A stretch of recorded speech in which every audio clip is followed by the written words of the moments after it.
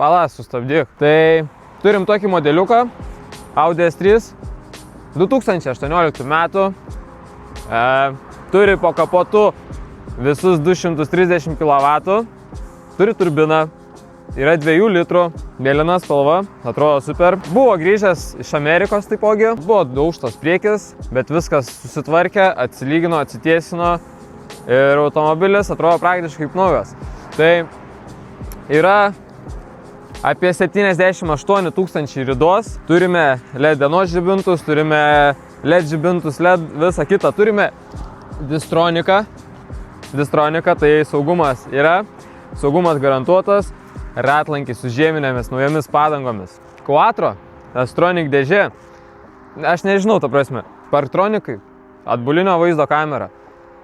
Viskas tiesiog išpildyta, tai mes galim užmest akį į vidų ir pravažiuoti su šito automobiliu, nes manau, kad reikia pabandyti. Tai ką, lėkiam, važiuojam, bandom, raktelis.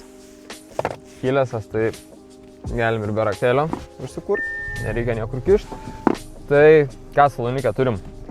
Turim vairą S-laininį, turim sėdynės S-laininę su napo oda, turim liuką, tikrai nemažą, Quattro gražiai, Astronic dėžė, daug visokių mygtukų, kad valdyt šį sprindžio dydžio ekraniuką, kuris turi Apple CarPlay. Ką, metamės į drive'ą ir galim pabandyti prasivažiuoti. Jinai yra gan ketoka, tai daug duobučių jaučiasi, tarkim taip važiuojant, bet pats važiavimo pojūtis, tai asmeniškai ir garsas yra gražus.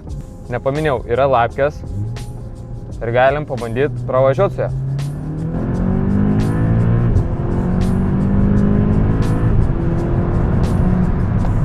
Važiuoja labai gerai, nežinau, man asmeniškai idealus automobiliukas. Buvo mano svajonė automobilis vienu metu, tai saloniukas gan minimalistinis, bet manau, kad jam nieko netrūksta. Vaikinė, neaplenks, vaikinuk. O čia, autobusas čia. Truputį apžvelgiam, truputį prasivažiavom. Ir jeigu jūs domina šis automobiliukas, tai jo kaina 22 500 €. Viskas pilna suma, galima leasinguotis, galima kaip norite darytis.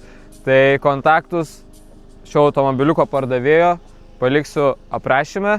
Ir jeigu tu nori apie savo parduodamą automobilį padaryti apžvalgą, tai rašyk man ir mes tai padarysim kartu.